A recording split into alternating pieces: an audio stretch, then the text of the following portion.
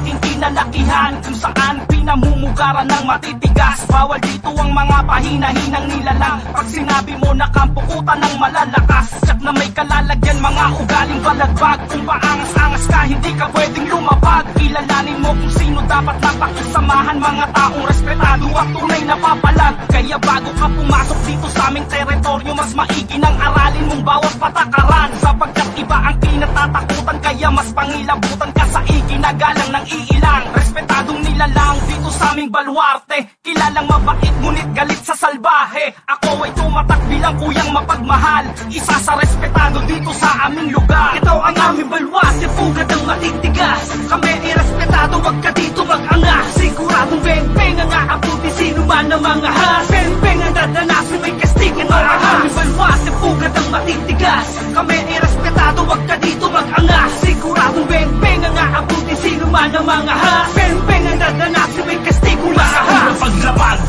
ay ginagalang na kami, respeto at pakikisama kung wala ka tumabi. Magdaong ang kinalakihan kung baluarte, teritoryo namin to at bawal dito ang salbahe. Pag sinabing respetado, alam mo na kami yan. Di na kailangan ng patunay para ka lang pasiglaban. Bawal dito ang ungas at mga mapang-ahas. Kung hindi ka re-respeto sa amin, ikay lumabas.